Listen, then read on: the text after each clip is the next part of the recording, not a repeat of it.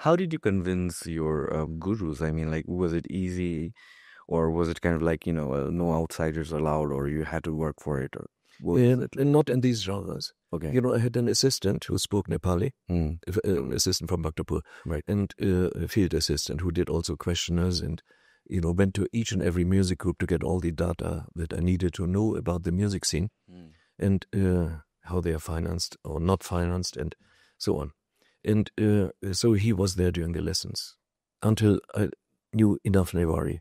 It took me 4 years to learn Newari because I had to learn it like a child. There were no textbooks, there were no grammars, there was nothing, And Newari is difficult to learn because they use all the metaphors. Do you know what chapakishi means? Mm-hmm. I'll show you. Okay. Kishi means elephant. Yeah. That I know. And, chapa means one flat elephant. Mm-hmm. This is, I hope I got one. Yes. Okay. And this is one flat elephant. okay. 1,000 rupees. Mm-hmm. So when you come as a learner of the language, how, and you are confronted with such an expression. I just give one example there. Hundreds and hundreds. How are you supposed to know that this means 1,000 rupees? No? And the other thing with Newari is when you are not fit with the pronunciation, it is something dirty, inevitably. So you make people laugh all the time. Mm-hmm. You cause a lot of merriment, and you don't know why, but they know very well why.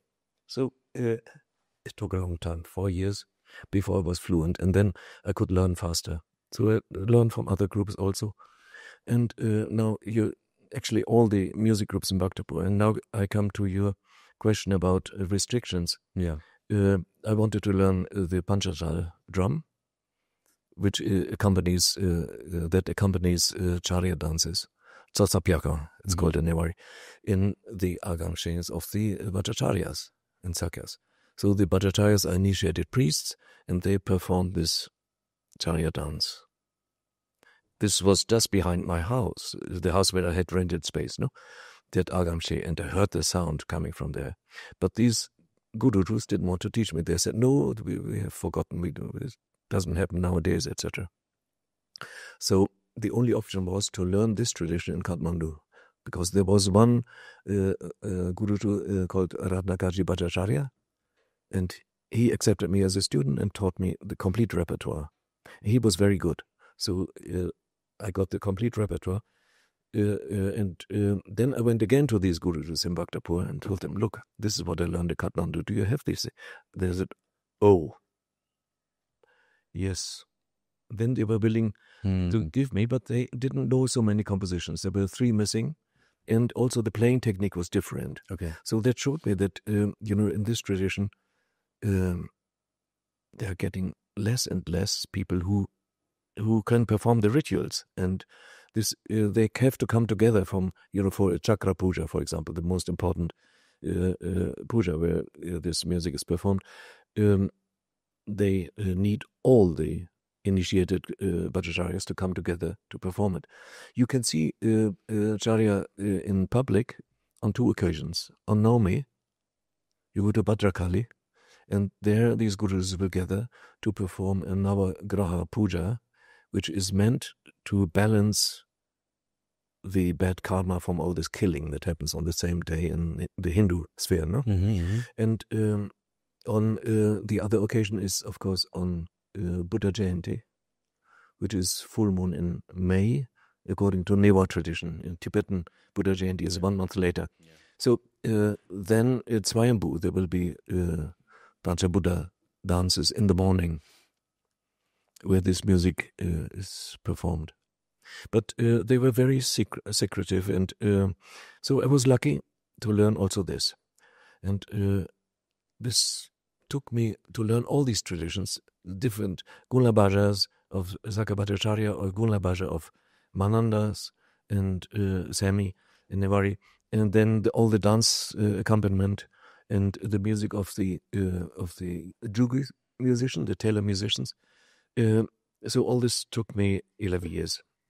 And then I had what you have in this book, This was published 1.5 years ago. Mm-hmm. And it comes in 2 volumes. Okay. And shall we just show? Yes. Yeah. Can I? Yeah, sure. So the second volume has all the compositions, and they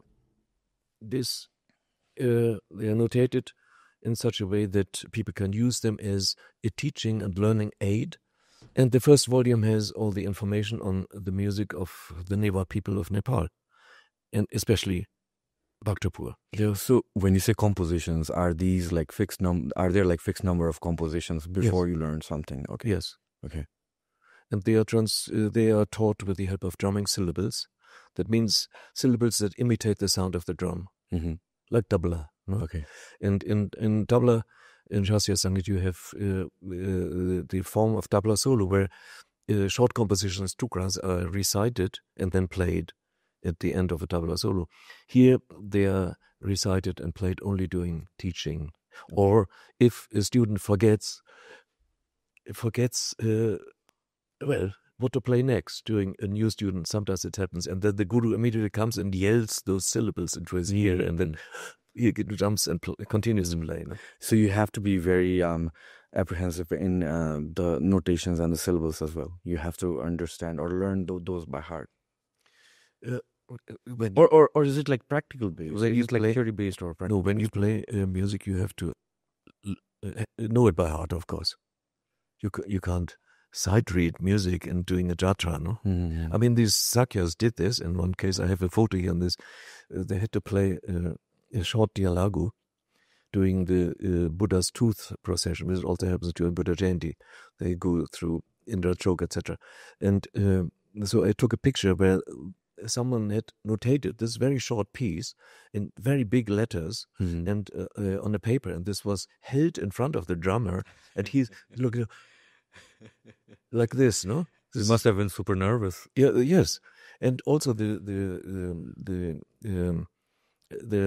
natural trumpets being played. No, they are called panta. Okay. And so, what do you mean by natural trumpets?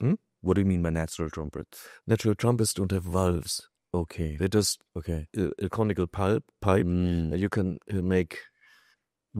you can easily make 2 sounds. And but a professional trumpeter can make more sounds, of course.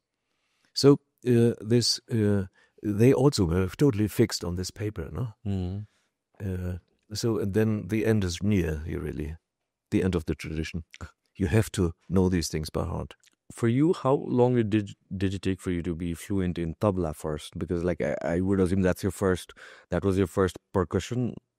Effectively, or were you playing some kind of drums before? Only piano. Only piano. And of course, my piano training helped a lot. Yeah. Okay. So to grasp, musical structures, and my fingers were flexible. Right. So that was I could learn fairly fast in the beginning. Of course, later it's becomes much more demanding. But as a beginner, I was fast. I gave my first performance after 4 months of training. I mean, half an hour solo public performance. And fortunately, all went well. As I said, I was totally naive at that time. But with these traditions, there's something else. They are linked to the cult of the music god. Okay. Yeah. And the music god's name is Nasadyor. Nasadyor originally is not visible. There were no statues of Nasadyor, but there were holes in the walls and of the shrines, etc. And these holes continue in adjacent buildings. So it's like a flight lane, that proceeds through Bhaktapur in many places. I mapped it all, and so in Bhaktapur we have not only Nasadyor with his flight lanes, but also his destructive counterpart Heimadyor, also flight lanes crossing at the Nasa shrine. In shrines, there are several. So when you say the lanes, you mean like there's flight lanes? Okay. You just see the holes. Yeah. But this is where the gods are supposed to pass through. Okay. During the final apprenticeship, these holes are blocked at the shrine, with an edible paste. And the music is then played by the students, and then this edible paste, daubari, is plucked off. It's beaten rice and yogurt. So this is put over this hole, and they paint the face of Nasadyor on it. And after playing the repertoire, the music accumulates in this paste, and it's distributed as a blessing. So everybody eats a little bit. Okay. So there's one person playing it. And in my case, it was one person because I learned alone. Yeah. But usually people learn in a group because the pujas are expensive to finance. No? Usually it's a group of, let's say, 8 or more people learning these traditions. But I insisted that all the rituals must happen, and also I wanted to learn those things, not of course. Now, there's a very special thing in Newa musical culture. This is a musical device called diolagu. Okay. This literally means calling the god. Calling the god. Diolagu. No? Dio means God, lagu, call. Diolagu is a musical invocation that is played at the beginning of every performance. If there is a jatra, you play this before the group proceeds. And this addresses Nasadyo. On the way, there may be other gods also addressed with diolagus, but this is decisive that at the beginning you have to address Nasadyo with a musical offering.